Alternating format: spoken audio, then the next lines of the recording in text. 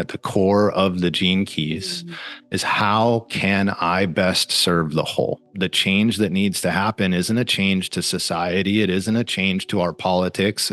And all of those things are not in great condition. I agree. However, the way that that change happens is by changing your heart. And when one person changes their heart and is able to be open, then when I'm in relationship with somebody else, my aura is going to unlock their heart.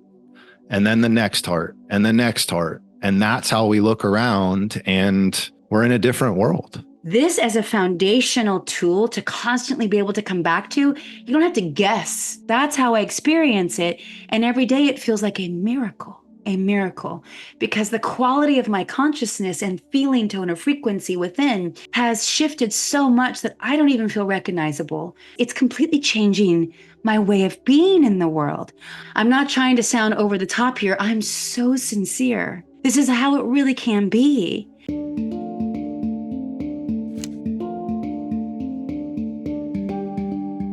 Hey there, Soul Fam. Welcome back to another episode of Fire and Soul, the space to deepen your divine alignment and further activate your inner awakening. And that's exactly what today's conversation is going to do.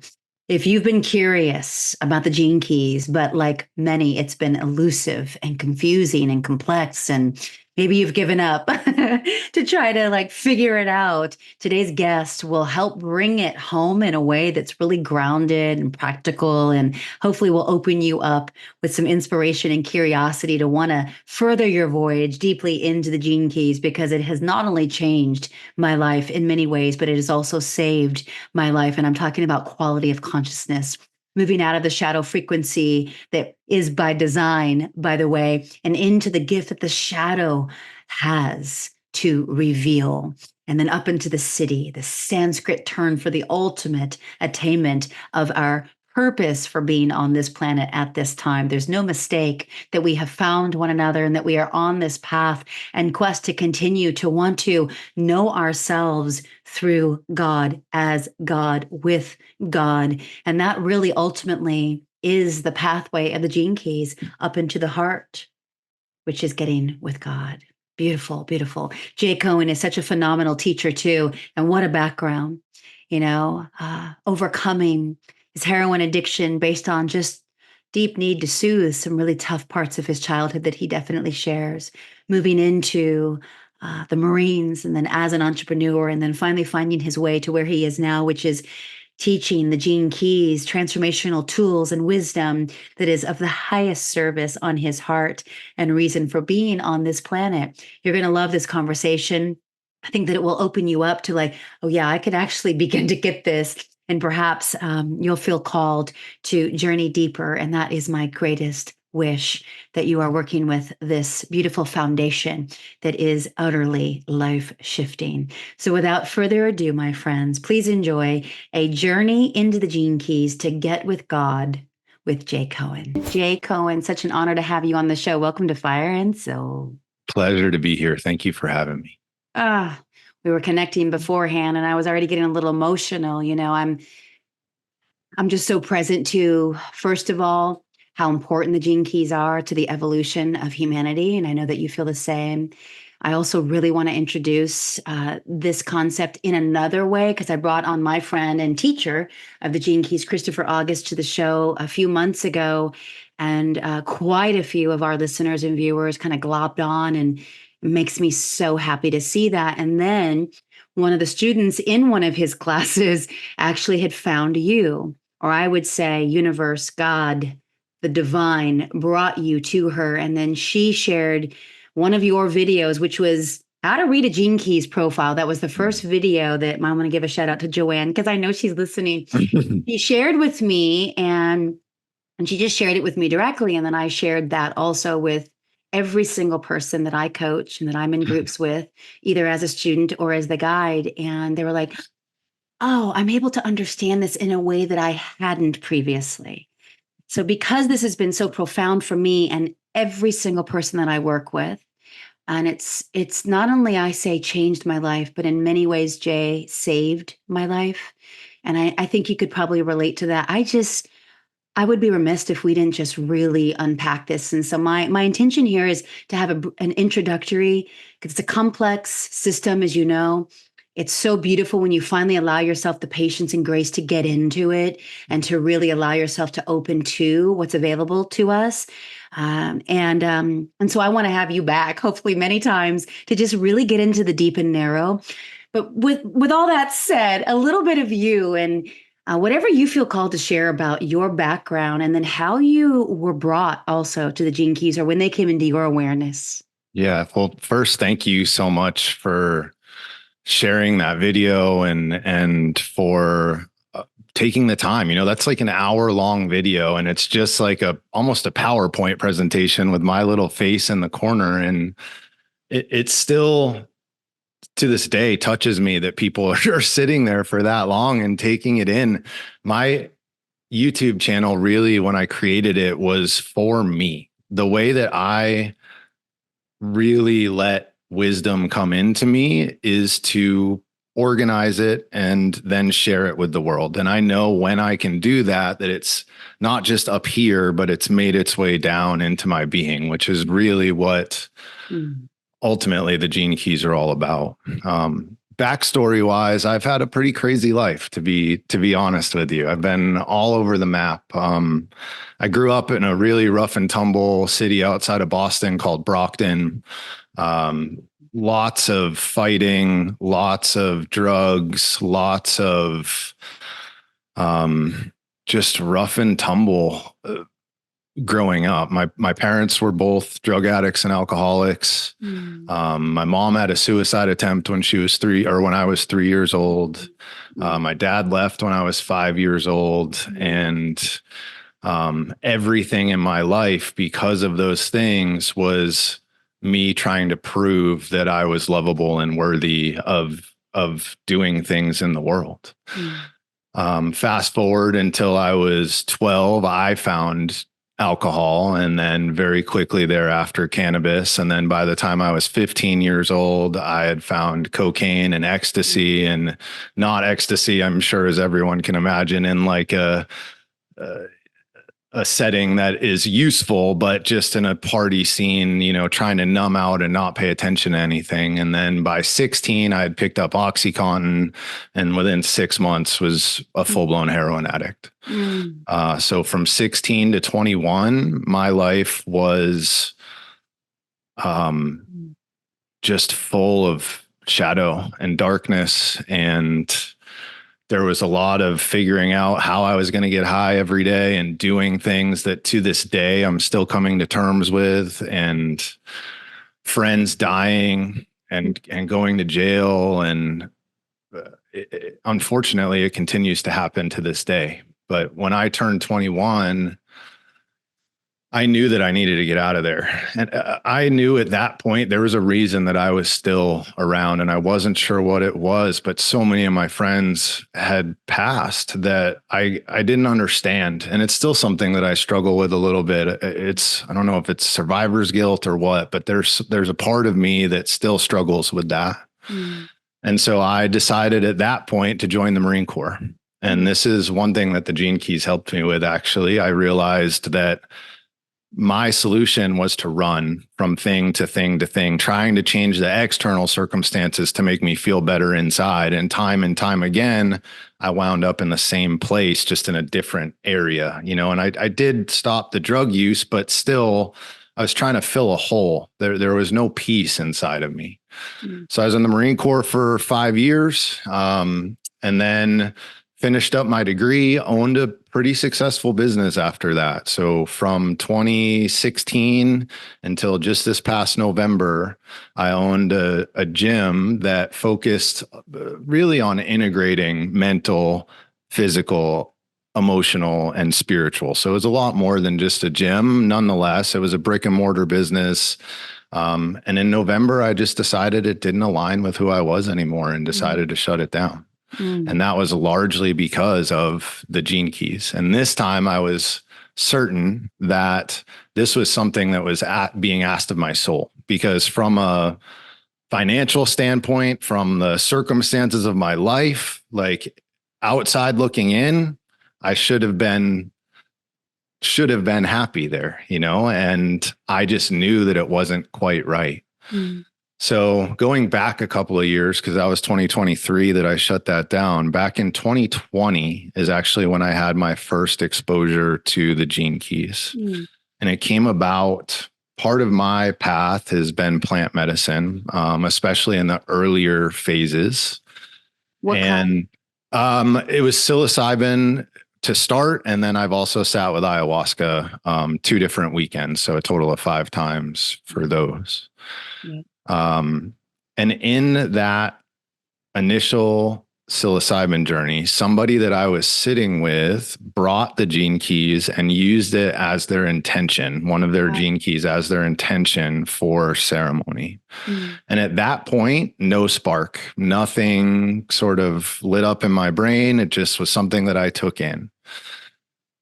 My medicine woman brought me on after maybe 6 or 8 months. She just saw something in me, and I've been told that I bring this kind of stability or like this pillar of safety places that I go. And so she asked me to come in and start to learn how to I don't know if the goal is ever to facilitate, but just how to be in that space and how to engage with people in a way that helps them get through their blocks and get through into the next phase of the process. And then fast forward another couple years. So now we're in 2022. The first time I went to go sit with ayahuasca, the Gene Keys book was everywhere. And I mean everywhere in that place. Like amongst the participants? And in the actual temple itself, they had a couple different copies. I mean, it was everywhere. Could it be more obvious? Exactly. So at that point, I was like, okay, it piqued my interest. I went home, and from that day, which was in June 2022, I have not put it down. I'm talking hours a day of study and digging in. Like, it just took a hold of me and has really changed who I am and what I do. So beautifully shared. Thank you. And I relate on many, many levels. But before I offset with a little bit of my story and coming into the Gene Keys, how has it changed you in ways that, mind blowing? So literally. well, yes, very much so. Man, there's so many, it's hard to choose. I would say one of the biggest is slowing down. Yeah. It taught me that I don't need to constantly do and strive and act. That's a big part for me, is because I grew up the way that I did, I felt like I needed to be a certain way or things were going to fall apart. And so the Gene Keys has helped me come into myself and to trust that what I'm saying is going to be impactful without needing to act a certain way or to do a certain thing. Of course, it's deep in my relationship to God and to just trusting that things are going to be okay and they're happening for a reason. We have all of these myths and stories from the Buddha to the Bible that tell us that we are supported and we are safe and everything's going to be okay. And yet we choose to align to this messaging that's in the collective at large, that if you don't kill yourself, everything's going to fall apart. Yeah, right. Just the push, force, prove, produce mentality that is infused with fear and lack energy. Exactly. Yeah, I mean, that's this planet. I mean, schoolroom Earth is not an easy planet to be on. You know, I've heard you mention, even as recent as this morning, I don't know how many videos I have binged of yours. That one, by the way, that you said, gosh, people, an hour of their time just to learn how to read a Gene Keys profile. I want you to know that I watched that video 4 times. Because that's even after I was deep into like at least 5 months of study already, of just the first 4, which we'll explain some of that maybe as we go. But there were things that you were sharing that were opening up in me, and I just hadn't really learned in that way. And it was so activating to my soul. Oh, like I remember I was still in Calabasas because I've about a month ago moved to Austin, and my listeners and viewers know that. But I was kind of like just kind of resting, watching it, I think for the 4th time on my bed. I don't keep my laptop or phone in my room, but like I was like, let me just rest because my bed was so comfy. And let me watch this one more time, and see if there's something else. And I remember like 3 different times laying down, having to sit up. Wait, what did he just say? So even the 4th time, it was still I was just, that's how beautiful and deep and complex this is, you know? Thank you. Yeah, my intention whenever I am recording something is to try and ground this down a little bit because it's such an expansive, massive topic, and it's so easy to get lost in the details, honestly. But ultimately, this system is here to teach us one thing, and that is that there is a God that is looking out for you. And when you actually believe that, the way that you live your life totally changes. Ah, yeah. Oh, so beautiful. Sorry. Pardon me for like being so expressive. Please.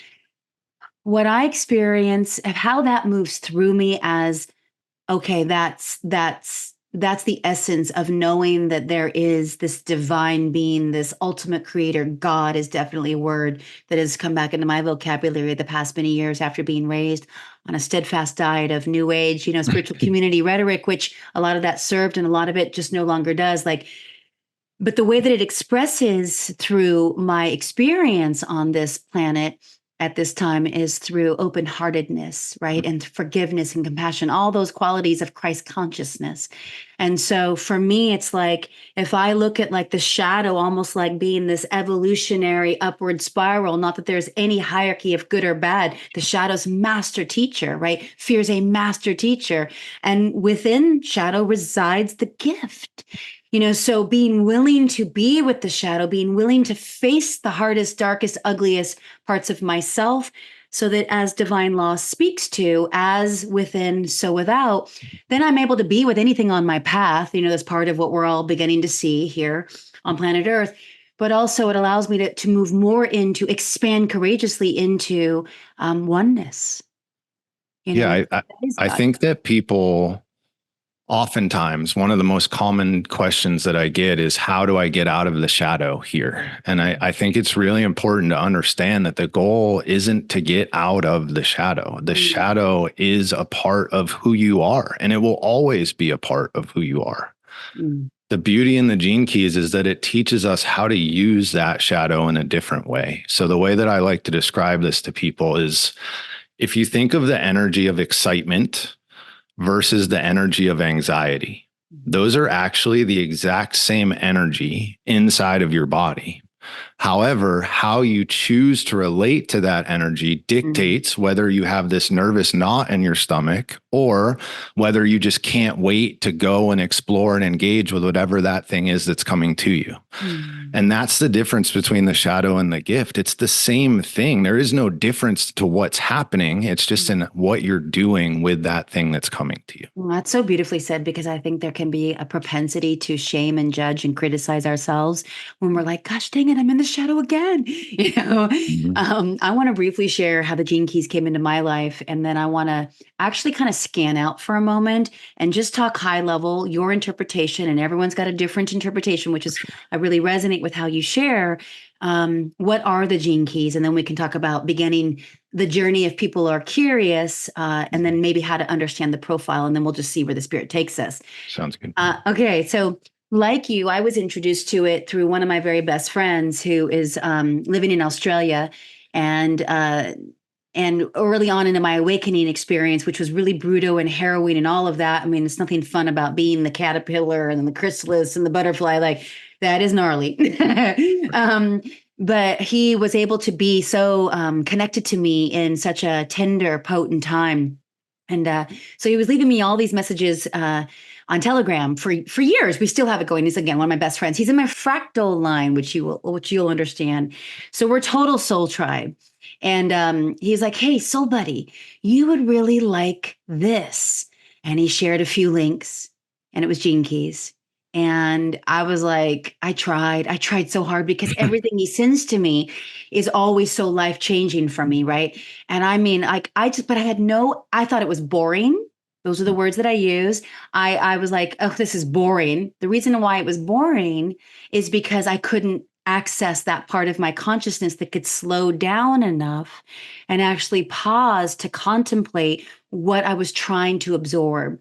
So I rushed past it like I used to do almost everything in life. And I just decided that it was not for me, right? Not for me. And then late January of this year, so 24, I was literally on my knees at my altar in my home, and I was asking God for help. My whole celestial court. Jesus was there. He's my true teacher in this life. I'm not the religious figure, like the true master teacher. And I was at my altar and I just said, I need help. I was in yet another thing with some family member. And I was like, I do the deep inner work. I'm more devoted than almost anyone I know, all that, right? I teach it. What is happening? I need help. And then about 5 days later, because we ask, teacher teachings, resources show up. Do we notice them? Like you originally, the gene keys in that first Aya circle. And then it was like, let's be more obvious. And still, sometimes ego will be like, I need a sign here, sign, right?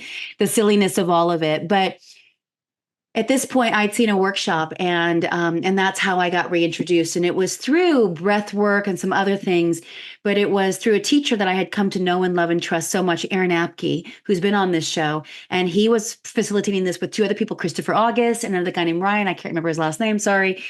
And it was there that Christopher August introduced to me again the concept of gene keys. And at that point, I realized I'm here more for that than I thought the other workshop they were offering. And I was like, oh, wow, perfect, right? Because if it would have been gene keys and they like led with that in the marketing, I would have been like, yeah, not for me, because I was still associating it with past, right?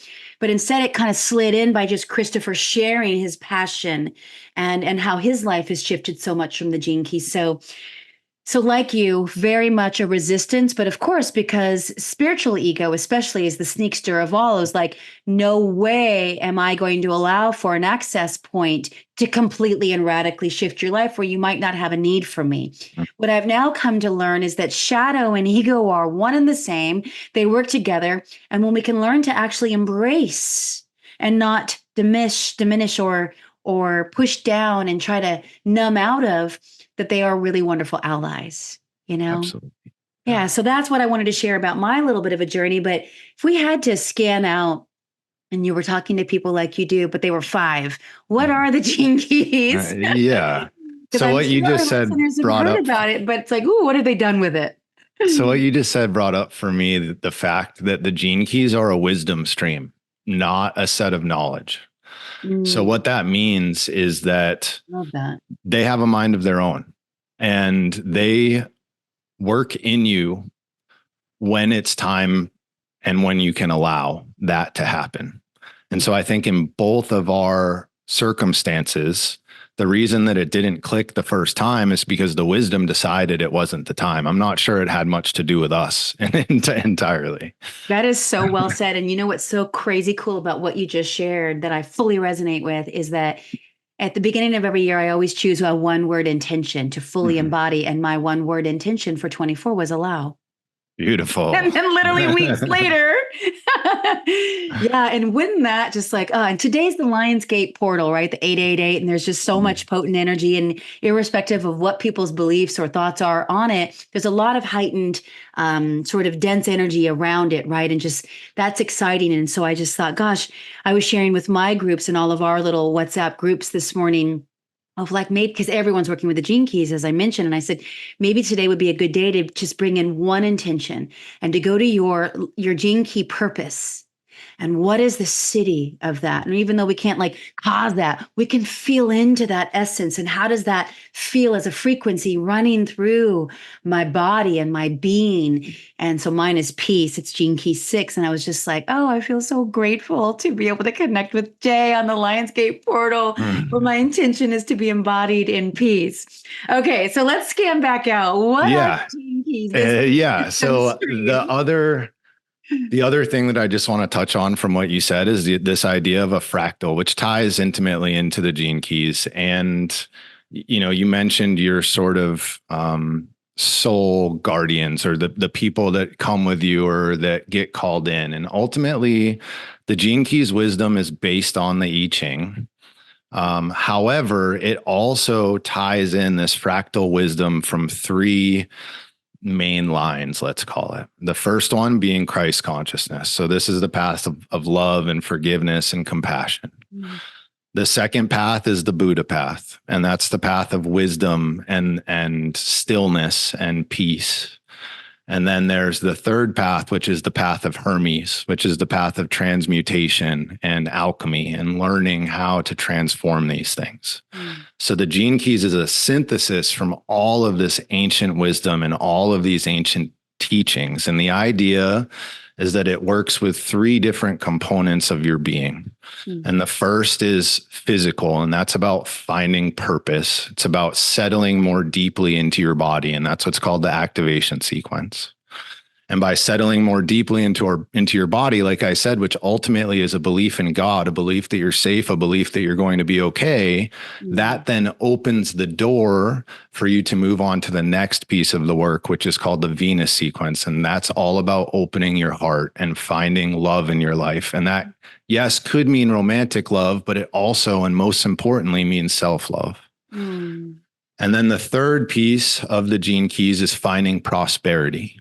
And there's a big difference between finding prosperity versus finding wealth. Wealth is an accumulation. And whenever we accumulate anything, we get this feeling of heaviness.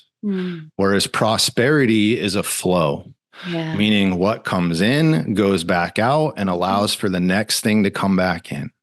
Prosperity is also a balance. There's a financial component, an abundant component to prosperity, but it's also about your relationships, and it's also about your relationship to God and just how grounded and peaceful and whole do you feel in your life, and how are you able to serve? Ultimately, that's the question at the core of the Gene Keys is how can I best serve the whole? And the way that the Gene Keys gets you there is to help get in touch with the fact that you are the whole and that we are all intimately connected. And therefore, by serving you, I'm serving me. So beautifully said. Thank you for that.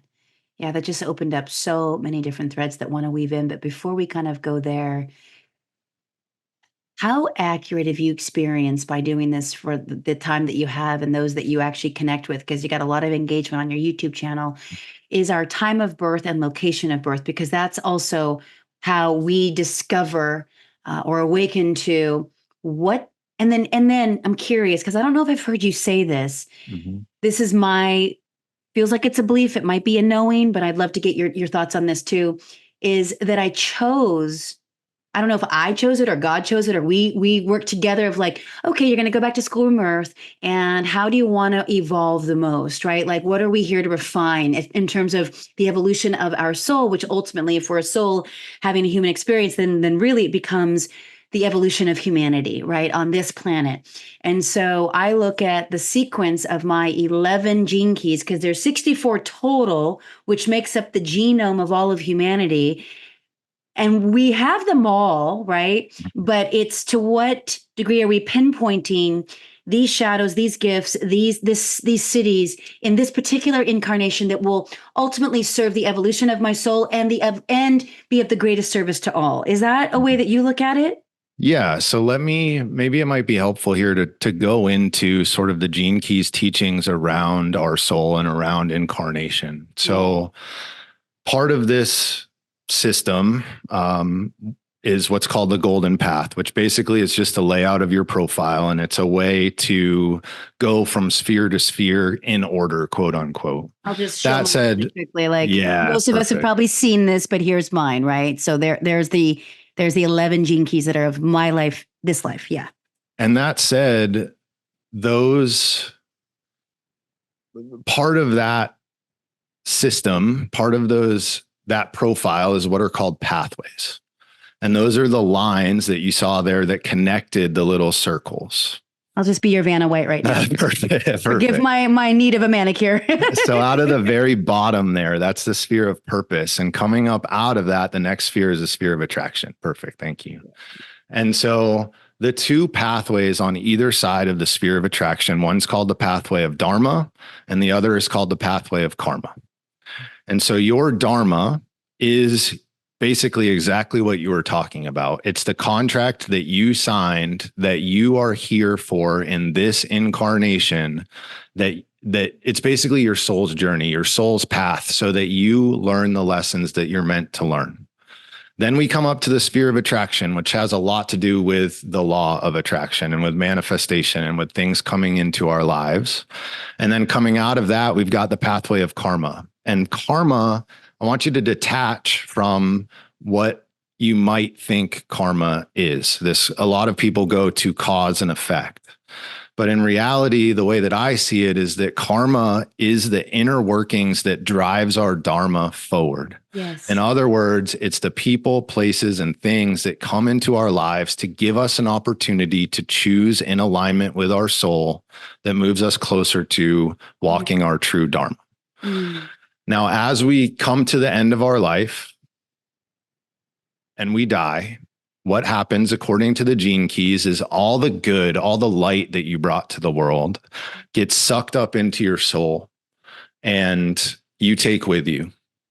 All the shadow, all the things that you did that weren't aligned with love get kicked back into the collective and they sit in our junk DNA, right? 90% of our DNA, according to science, is what's called junk DNA, meaning it has no use. Mm. And the gene keys believe that is holding our ancient wisdom. That is holding all, like if you've ever heard of the Akashic record, all of that information is sitting there in that DNA. Mm. And so over time, our soul gradually becomes more and more refined, and we get more and more light throughout that process. So I just wanted to speak to that piece of it. And then to answer your question, as far as the actual profile itself, there are a couple spheres that are very particular, for example, to the time that you were born. The sphere of attraction is actually one of them. Okay. At the same time, go ahead. Yeah. Quick question on the karma dharma pathways, and as it relates to what the name of the sort of general name of that gene key represents. Is then karma shooting off from attraction into IQ? Yes. Interesting. Wow. So is it rooted in attraction that then fuels the IQ, which is a way I understand it, and I'm barely into the Venus sequence. IQ, as the one sphere in the Venus sequence, is ages 14 to 21, correct? Mm-hmm. Okay. So, and it's kind of the mentality that we sort of cultivated then and our way of being in the world. And I certainly relate to mine 1000%. So where does the karma dharma, so is it dharma from purpose that infuses attraction? Mm-hmm. And then attraction, that pathway is karma. Mm-hmm. So let me see if I'm understanding this. So is it fair to say then, I'm learning on the spot, this is so great, that if I really get present to how my gene key attraction 50 with line 6 shows up, that if I can be with all of that, then I'm moving into more karma. And is that fair? So think of it this way, right? We have our dharma, our soul's contract or purpose. The sphere of attraction calls in the things that we need, and that's important. A lot of people that teach manifestation teach you that you can have everything that you want. And at some point you will, but it's not because the things are changing that are coming into your life. It's because your relationship to those things are changing. Yeah.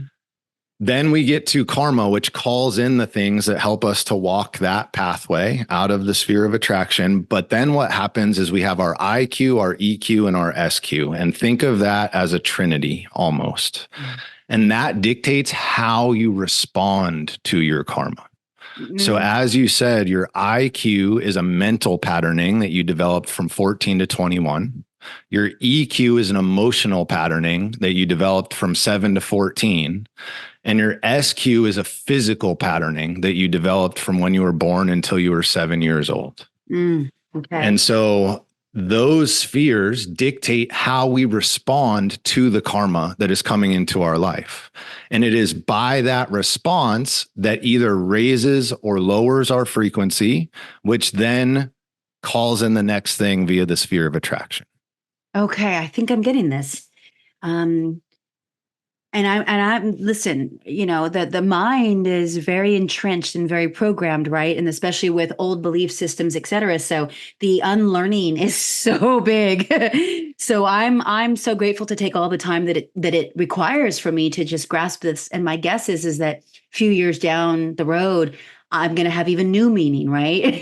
Because I'm just at another dimension of awareness. So then if I look at my attraction of 50, which is point 6, and I want to get into the lines with you when appropriate, but I also don't want to overwhelm anyone. So we'll just take a pause in a moment. But shadows corruption, and then we move up into the gift of equilibrium, and then up into the city of harmony. So now I'm understanding the potency of this attraction sphere, which is dharma karma, just like kind of radiating out, right? Depending on what I do with it.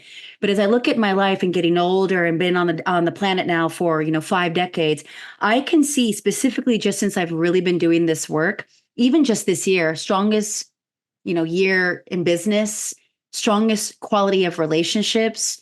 Shadow comes up more acutely than ever, which is way wild. It feels like it's more intense than ever, but then so are the gifts in city, right? Exactly. So I'm just like, okay, so I'm not going to try to, judge myself. I mean, I will in moments, but I try really hard not to and just allow it to move through me. But I used to literally attract corruption. And then waking up to so much, quote, corruption in the world, who the biggest part of my dharma and karma is to be in the equilibrium and allowing it all to be. Mm-hmm. Ah, it's been so deep.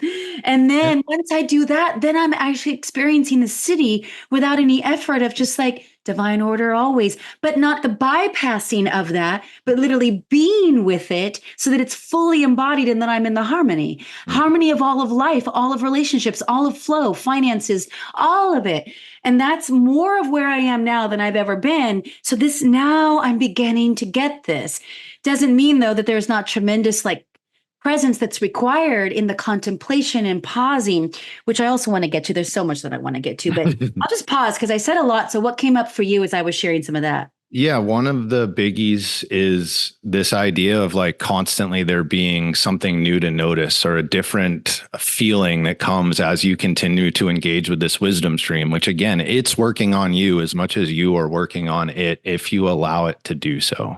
And part of that journey that I've realized both in my personal journey and as I engage with other people is there's this process that happens where when we start, we're in a very intellectual space and it takes years sometimes to get out of that space, but everyone's just trying to learn the system and they're trying to understand what all of this stuff means. And all of it gets stuck up here. But over time, what starts to happen is it'll come down into your heart and it'll come down into your body. And it's through that process that we can really let this stuff settle in. Richard Rudd, the founder of the Gene Keys, talks about 3 different types of contemplation. So, and contemplation is just a mix of the meditative path and the path of yoga, right? So it's like a mix of emptiness and focus, if you will. And the way I like to describe it is if you're moving your hands around a box that's closed, that's got a secret catch somewhere, and you're just kind of moving it through your hands. And then all of a sudden that catch opens up and it's not necessarily anything that you did. You just found the spot at that moment. And that is the idea behind contemplation. So I can just put the city of one of my gene keys in my mind and just let it sit there and then be open for a while and just go into like a non-dual open awareness meditation and then go back to that city for a moment when it comes back in and you're just kind of bouncing between those two things. But so there's mental contemplation, which I think is what most people associate with. Then there's emotional contemplation, which is a layer deeper, which is about developing a relationship with your suffering, essentially. And then even lower than that is physical contemplation. And this is almost subconscious, and it has a lot to do with the literal physical structure of your cells in your body changing as this wisdom goes to work on you. And so our focus in the Gene Keys wisdom is to allow for that transformation to happen very slowly. Two big takeaways from the Gene Keys are patience and gentleness. It's going to take time, and the gentleness is with yourself. We just have to give ourselves time and be willing to accept who we are and what we've done and what we're capable of doing. It really takes some dedicated focus to sit with our capacity, because it's so much larger than we think it is. Yeah. What would you say, looking at your own profile and any particular gene key, has given you the greatest shift of just awareness of your place in the world? Because coming from your background, there's not a whole lot of safety there. And yet now you represent so much safety. And I imagine it's through presence. Yes. Yeah. Presence heals. One of my plant medicine teachers speaks to that all the time. And he's so embodied in his 60s, and that is his greatest gift, And so I'm imagining, and I'm feeling it with you even through the Zoom, right? But yeah, how would you answer that? You're not a big favorites guy, but yeah. Yeah, I think that the first one that came to mind was actually the 60th gene key, which is my purpose. And I'm going to not answer by giving you two answers. So the gene key of my purpose is limitation, realism, justice. And it actually ties intimately to the gene key system and astrology and religion and a lot of other quote unquote structures or systems. So the 60th gene key is about understanding that there's a balance between the structures of the world and the energy that is trying to come through those structures. And structures degrade. They're on this planet, and everything on this planet degrades in the physical realm. And the energy that is trying to come through does not degrade. It is eternal. So an example of this is something like the church, right? Where if we go back to the days of Christ, there was a very specific energy and presence that passed through him of love and of compassion. However, the structure of the church over thousands of years has turned into a dogma and turned into, and not universally, but largely a place of judgment and a place of you need to do it this way or you're doing it wrong. Well, control and manipulation, through fear and scarcity. Absolutely. Exactly. And I'd argue that Christ would be appalled at that. Well, he was back then too. Exactly. Depending on which 2000th version of the Bible you've read that's been edited that many times, what I mean? So yeah, many know that. Yeah. And so I think a big part of my purpose is to try and simplify things and get people back to the energy that is trying to come through. And that's my work with the gene keys, is to try to get people to understand. So going back to your question about birth time and profile and that, ultimately you get to a certain place in the gene keys where you realize every single gene key is saying the exact same thing in different words. So true. And so ultimately, the profile matters in that it helps our logical mind get a grasp on this and start to work with it. But eventually we get to a point where there's like a self-destruct mechanism that's built into the gene keys. And it comes when you recognize that it's about the energy, not the structure. And the same can be said with like astrology, where people get really attached to charts and details, and there's nothing wrong with that. And I think it's part of the journey. And at the same time, that wisdom doesn't care what house, what planet was in when you were born. Like it's all about understanding that there is something that is dictating and guiding your life that you can trust. So that's one. The other one is my life's work, which for me is 32. So that's failure, preservation, veneration. And I like to liken failure here as a sense of panic, and not like a manic panic, like I'm terrified panic, but this underlying anxiety that there is something wrong and that my life could fall apart at any moment. Ultimately, failure ties to the fear of death, or I like to say the fear of non-existence. And what that teaches us, that shadow, because remember, every shadow contains a gift, is preservation. And what preservation means is instead of running away from failure, running away from that fear and that sense of unease to try and fill it or create safety, it's deciding, what do I want to preserve? What is actually important in life? And then the third piece of that is the siddhi, which we haven't talked about the frequency bands yet. Siddhi is a Sanskrit word that in this case, in the gene keys, basically means the divine expression of that energy. And so it's veneration here, which is just a deep respect and honoring for the spiral of life. And we get there because we recognize that all of life is so valuable and so beautiful, and there's no reason to run away or be scared of the quote unquote failure that we can see in our lives. And so that's another big part of what I'm here to do, is to try and help people live the lives that they actually want to live instead of running away from what they don't want. And when you say live the lives they want to live, based on literally the design before we even emerged onto this planet in this life, yes? Absolutely. Like what the soul longs for.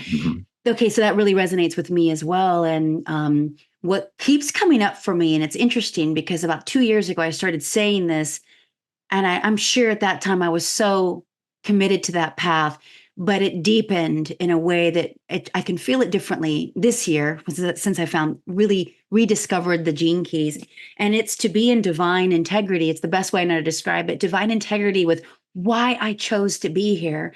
And all of these family members or key people in these fractal lines, all of these perfect people, other humans, other souls playing out these roles to help me refine. Like, so, and I don't know how you feel about that in your childhood, because for any child, that would be pretty brutal, right? Like, whoa, and the way that you described your, your very, very young childhood.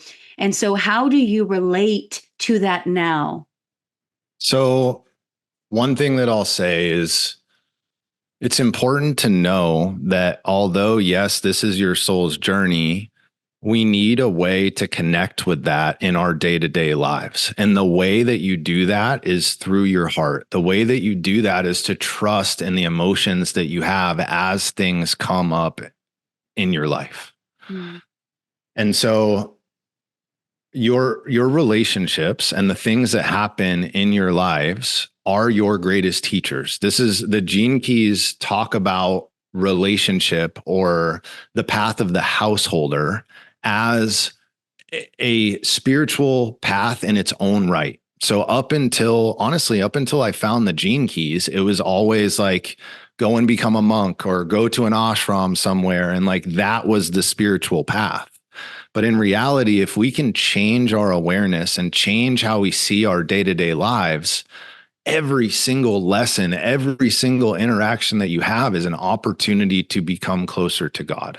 It's an opportunity to live in alignment with how you should be living. That's the other thing. We try and outsource what we should be doing. We try and pretend like this is okay for now. But in reality, I'd say 99% of the time, we know whether what we're doing is what we're supposed to be doing or not. Yeah, totally. That divine integrity thing yet again. Exactly. So then has that shifted how you relate to being a 3-year-old where your mother attempted suicide, being a 5-year-old little boy where your dad leaves the house?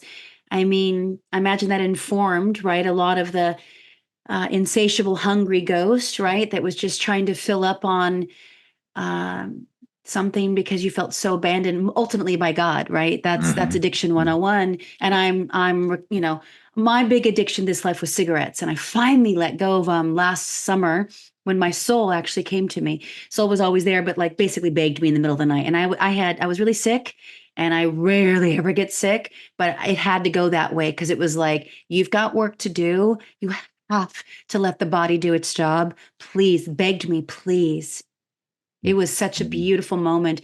Tears were streaming. I'm so sick and I still wanted to smoke, that addicted, which is like heroin. And I just said, do I really have to? And my soul literally said, please. It was this beautiful connection.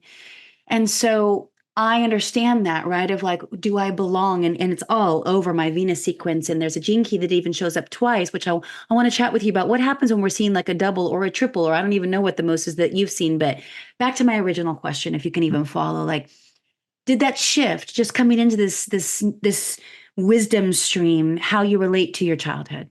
So it's interesting you use the term hungry ghost, and Mm. as it related especially to an abandonment from God, because my SQ, which as a reminder is tied to the opening of your heart and it's developed from when you're 0 to 7 years old, Mm. the shadow there is hunger.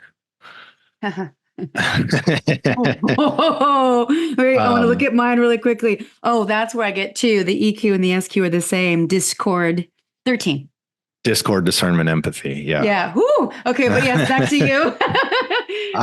So yes, I went the majority of my life trying to fill that hunger. And then I would get to a point where I felt full. And then the only desire, the hunger then was to become empty. So it was like this insatiable, either Yeah. way, it didn't matter, right? I always wanted the opposite. Mm.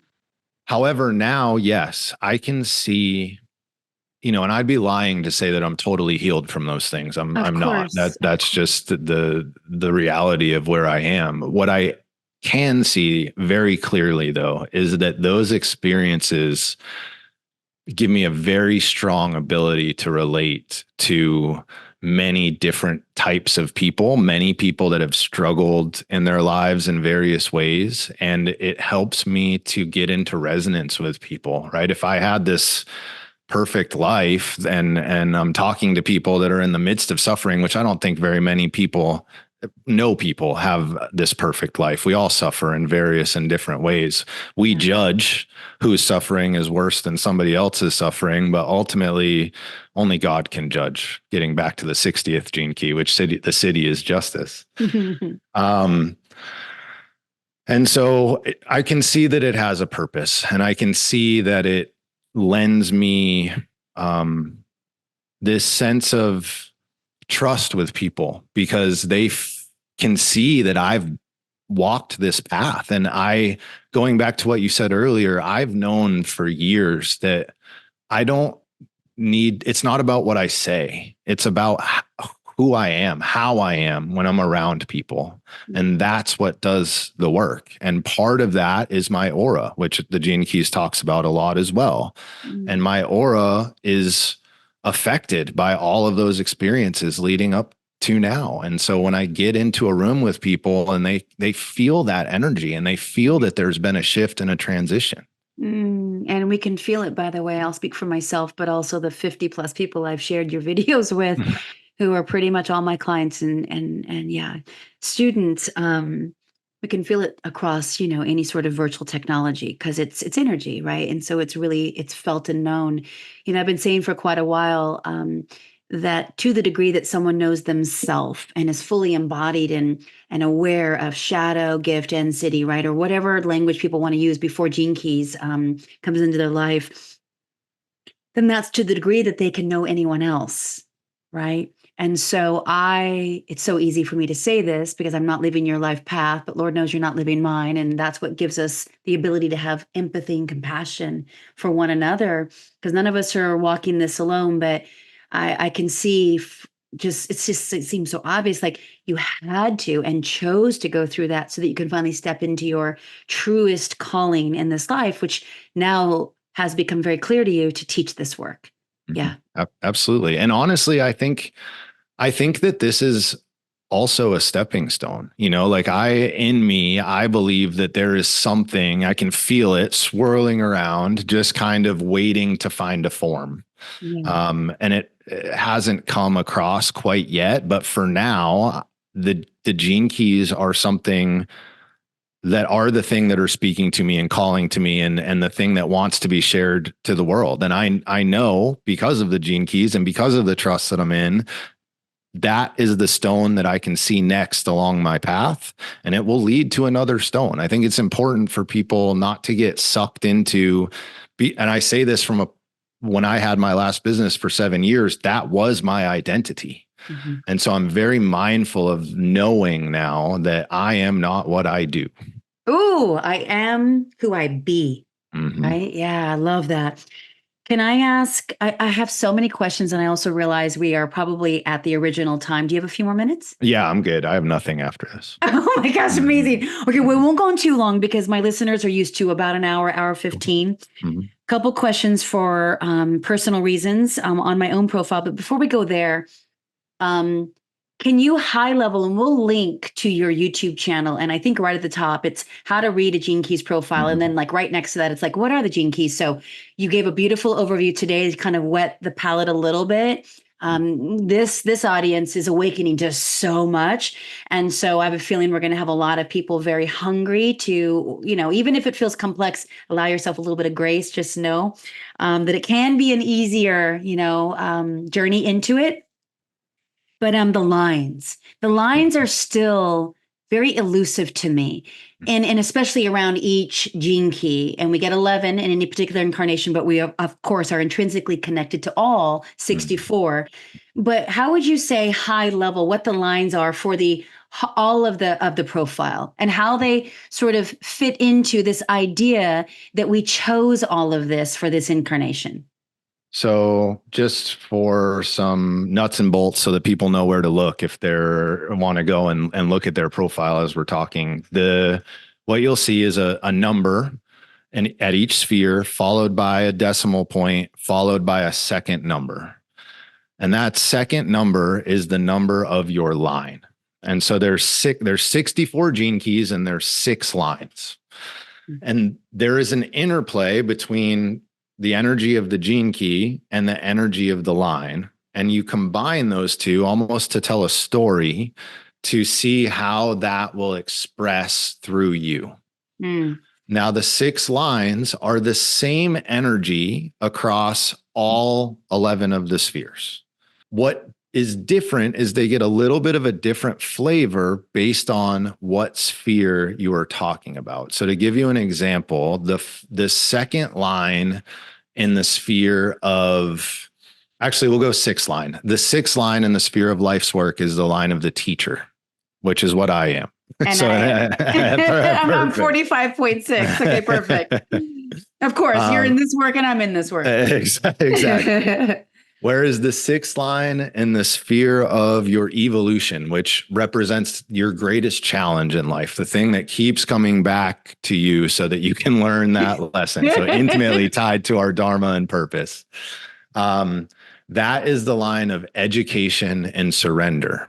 Mhm. So if you think about how those two come together, so in life's work, that's what you're meant to do in the world. So I'm meant to teach. And that these aren't literal things. That's important to know. You can teach in lots of different ways. You don't have to be a teacher to teach. But in order to be a teacher, I need education. I need to understand what it Mm. is I'm talking about.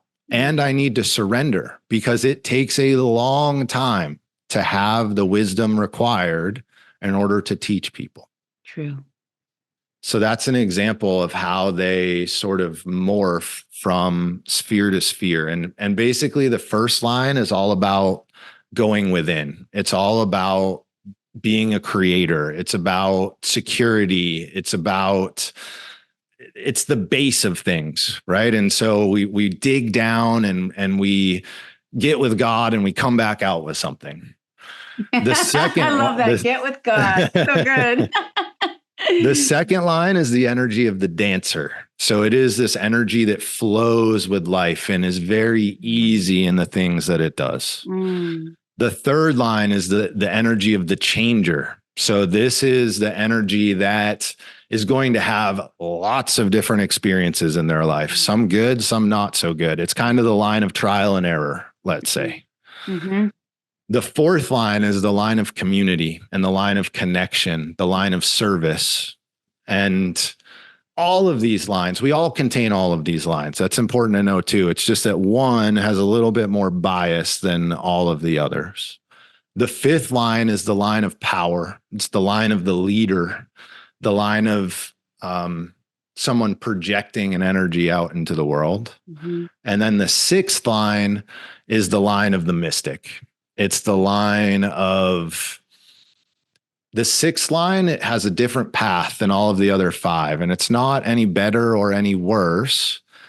but it's more about seeing the vision of the future and understanding that we know, or understanding that there's a different way of operating in the world, and helping people to see that other way of operating. So it's at a shadow state, it's indifferent. It's like separate from everything else. But when it is engaged, that's what makes it a teacher, right? Because it can see this high level, big picture and share that with everybody. Really well said. Now, was that an overview of, in general, the frequency of each line? Because they show up with different words depending on where it lands in your chart. Yeah.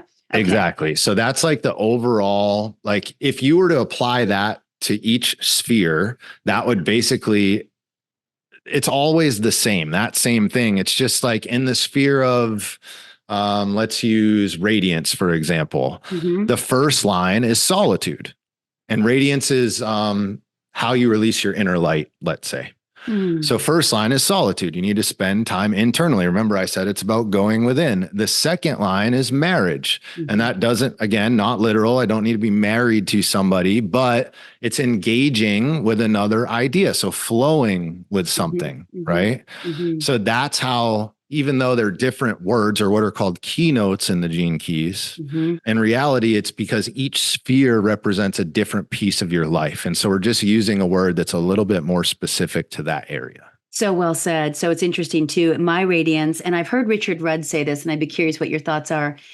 He says of course he gets asked this question because it was the first question I had, which is, what's the best gene key to get? You know, the number, right? Like we're always looking for a hierarchy. Hilarious. Oh my gosh. And so he finally answered, and he was like, it's the radiance gene key. You know, the radiance. And I don't want to steal your thunder. I mean, I got you. How do you describe the radiance gene key? Yeah. So radiance, like I said, is about this idea of releasing inner light. It is intimately tied to your aura. So it's basically the energy that you put off to the world that has a deep impact on the people that are around you. Okay. So well said. So when I really got present to radiance gene key of mine, 36 line 2. So we just heard that's marriage. And it's when I'm in yoga, when I'm going to yoga, or I'm on trails and I'm in nature, or when I'm really communing with my animals, especially my pup, that's marriage, right? That's when I move out of turbulence, which is the shadow frequency, which I'm very, very familiar with. In fact, I thought it was just home, right? That's just how I am. It's always kind of turbulent inside. Think of like an airplane turbulence is the way Richard Rudd explains it. I didn't know there was a real other way to be inside. But yet when I'm in yoga or in flow and on my nature trails, I'm like, oh, this is very different. And then I move into humanity, which I love everyone when I'm in my gift of humanity. I love everyone. I love myself. I love you. I love everyone, which then brings me up to the greatest city for me that I love so much is compassion, you know? Yep. And in fact, earlier you were sharing multiple times, I got so teary-eyed and I was just like, my compassion, I could just feel like it was just like radiating out to you of just parts of what you've shared here today about your own personal journey. So that really lands. Thank you for that. Couple other things around what happens when you get two, or maybe, I don't know how many you've ever seen of like multiples, either in all of the whole profile or in the same sequence. What are your thoughts on that? So it's it's more common than I think people think it is, especially to have two. I've seen circumstances of three. I've not seen four, but I imagine that it's possible. And I wasn't sure what to make of it either. So I tracked down what Richard said about it. And he basically was like, it is just a reason to spend more time contemplating that key. It requires more of your attention because it's something that's rooted deeply into your being in a couple of different ways. Like I have the 56th gene key in my radiance, actually, and then also in the sphere of my core. And so they are. That makes so much sense. So your deepest sacred wound is also your radiance. Exactly. Whoa, is also that's once gorgeous. transmuted what comes out into the world. Yeah. Wow. And it's Okay. interesting also, technically, I guess it's three spheres because the sphere of your core also, which your core is your core wound, your deepest wound. And it's not anything that happened in your life. It is there because you were born into this world separate, Mm, meaning before we came here, we were one.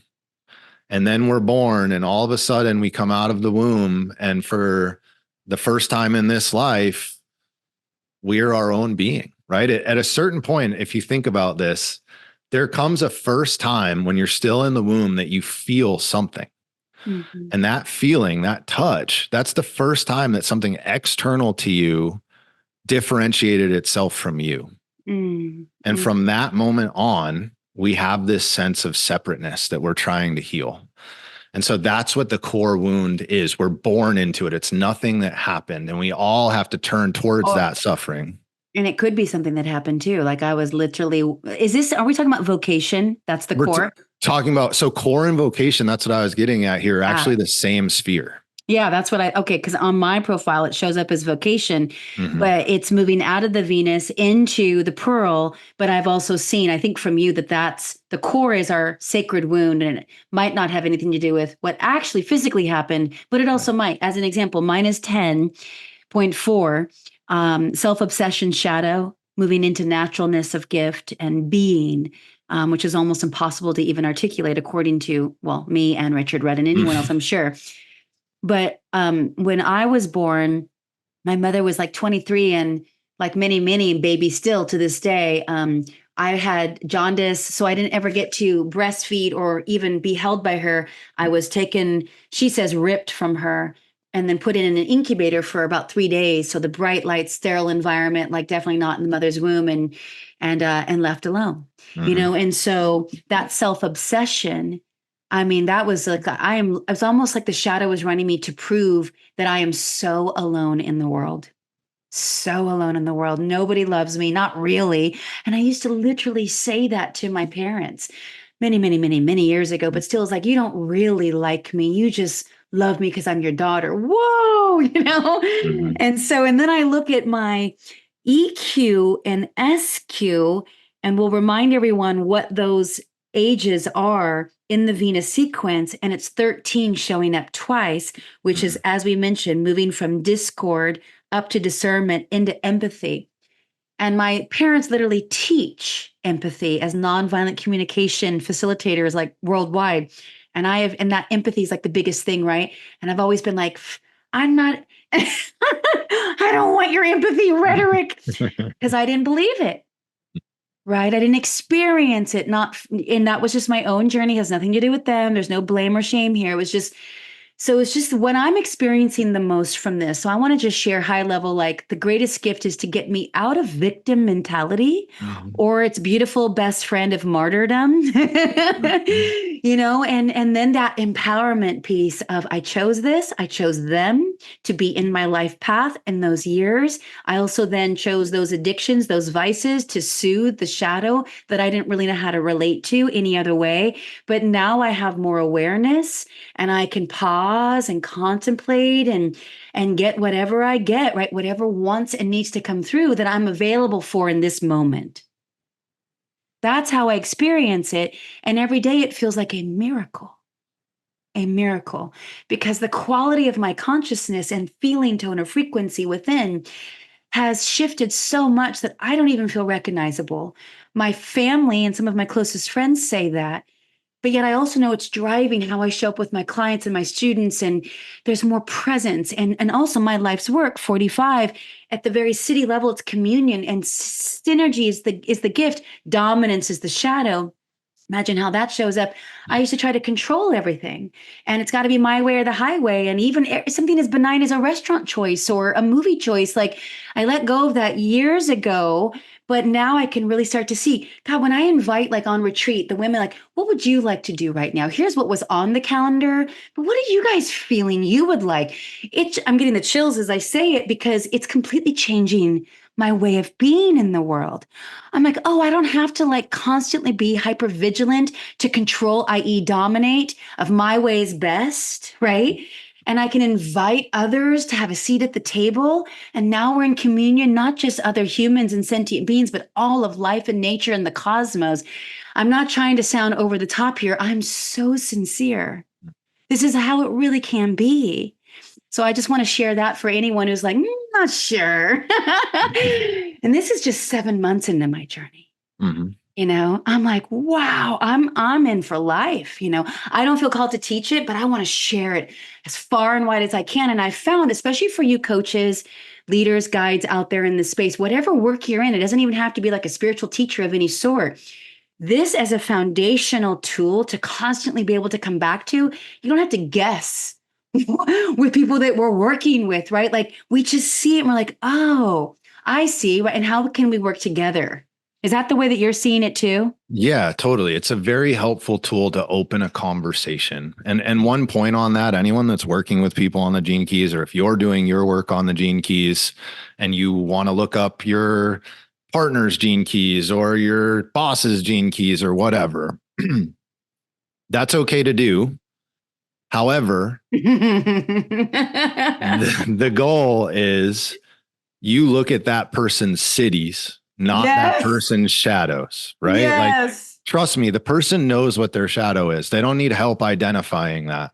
Yeah. What they need help with is you holding through your aura that energy of divine grace that has an opportunity to work into them and change the course of their life. And by you holding that intention and staying in your heart as you're communicating, the word communion and what this work allows us to do is, instead of constantly thinking and trying to control a conversation and what I'm going to be doing, I can just fall into my heart space and trust that the next words that are going to come out of my mouth are going to be what that person needs to hear, even if it makes no sense to me as I'm saying it. Totally. I love that. So true. God, it's just so much here that I could talk to you for hours and hours and hours, Jay. I'm like, oh my gosh, please hold a workshop or like an in-person retreat, like, so we can just, like, small too, like 6 people.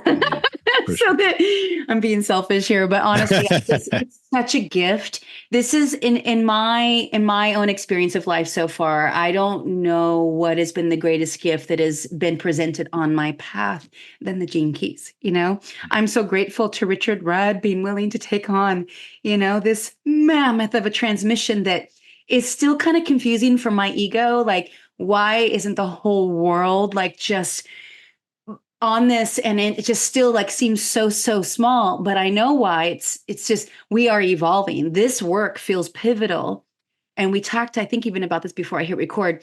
This work is pivotal for the evolution of humanity, and I do believe that at least in my lifetime, I'm going to see more and more and more people get interested and really get into deep study of this because of the shifts. They are there and they can be there instantaneously. And I just also want to speak to how beautiful it is that you said, please, when you are looking up someone's profile, focus only on the city and really hold space for that.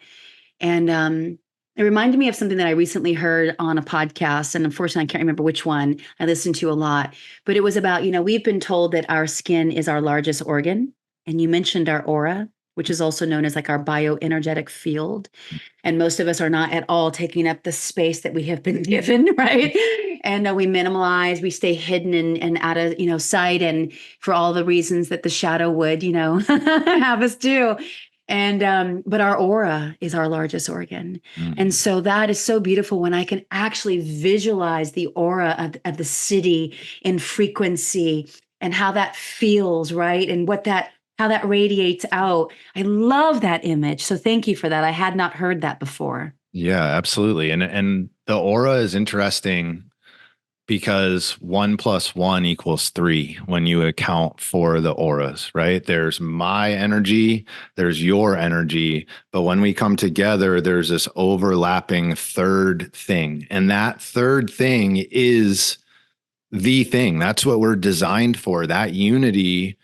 And gradually, there's going to be more people, more things coming into that one unified field. And I think you're right. We're in a place now where more and more people are open to that possibility. And I think it's because the suffering is starting to take hold, right? It's starting to get really hard to function in the world without a connection to God or without a connection to something greater than yourself, because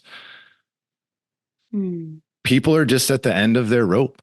And when people get to their end of the rope, this is the reason suffering's here in the first place. Eventually, people are going to turn within and they're going to start to recognize and realize that the change that needs to happen isn't a change to society. It isn't a change to our politics. And all of those things are not in great condition. I agree. However, the way that that change happens is by changing your heart.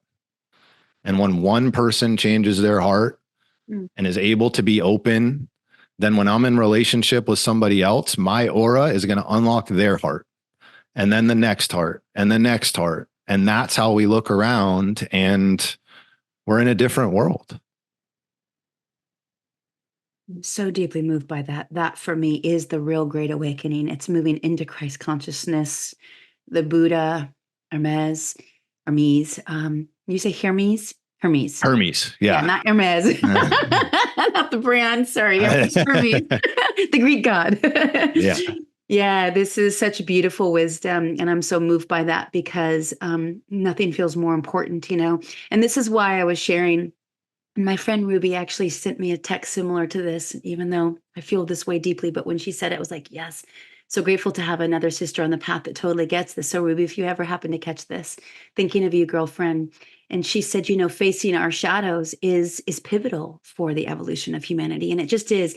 Many will continue to numb out, right, and to escape it through all the different mechanisms that I have empathy for, I'm just so grateful to be free of that. And if we together, our aura, our unified feel in this conversation can even help one person, just expand beyond the shackles of what feels so futile, especially at this time on planet Earth, then we have done our work, and that's all it's about for me.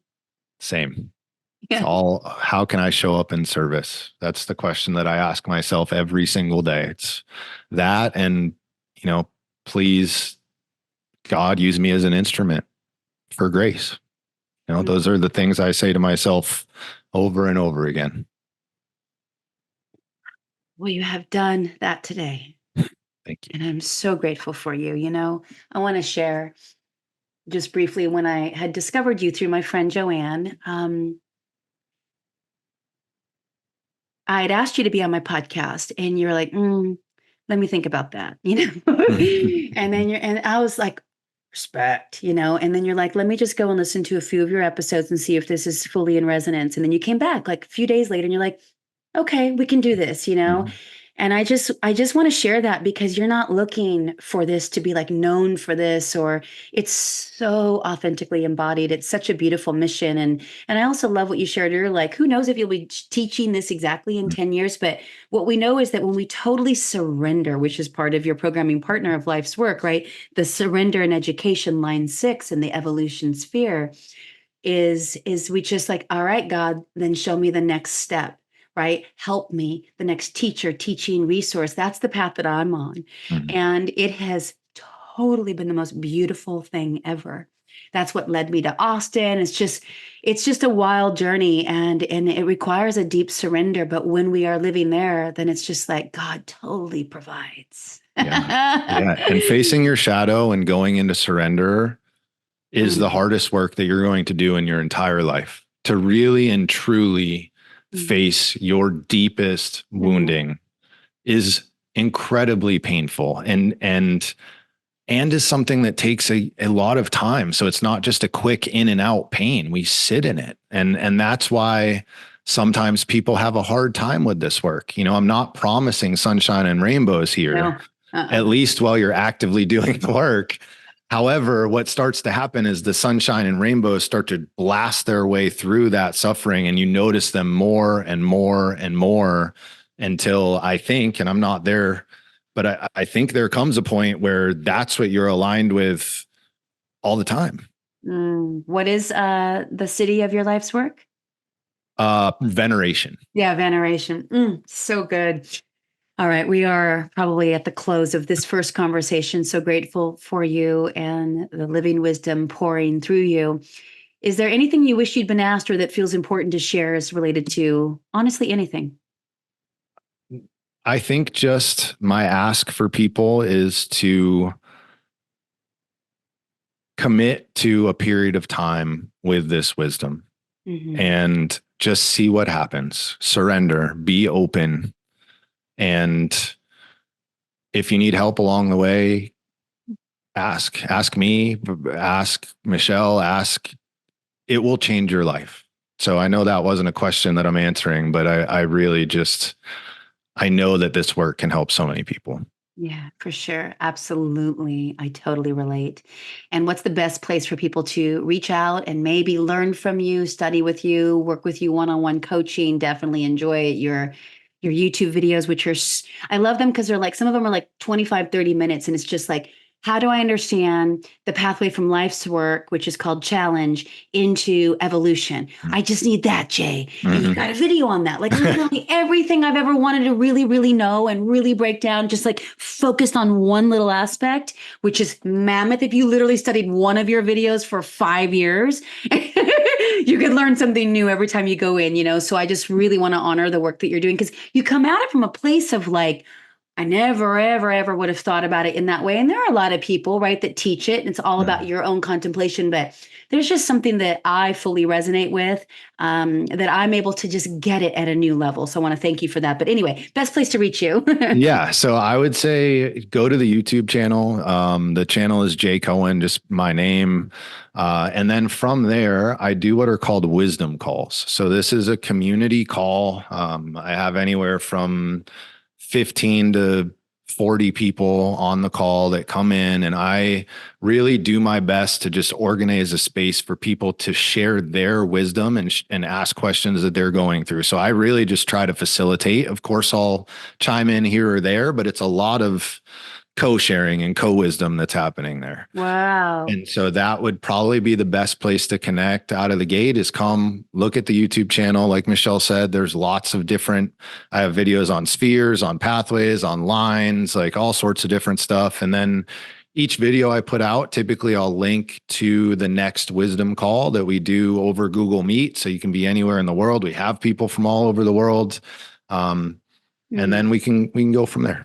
Yeah, what a beautiful community too, right? To be on a path like this with others who get it, and who are devoted to getting it even more deeply. I can't thank you enough for your devotion to this path and for bringing this wisdom to us. I just believe you are a true gifted teacher, and I'm so grateful that you've, yeah, answered the call. So thank you from the bottom of my heart. Absolutely. Thank you for the opportunity. My little tiny 2,500 person channel. I'm grateful. Hey, it's the size of mine too. I mean, listen, I honestly, numbers do not matter. It is around the quality of those numbers.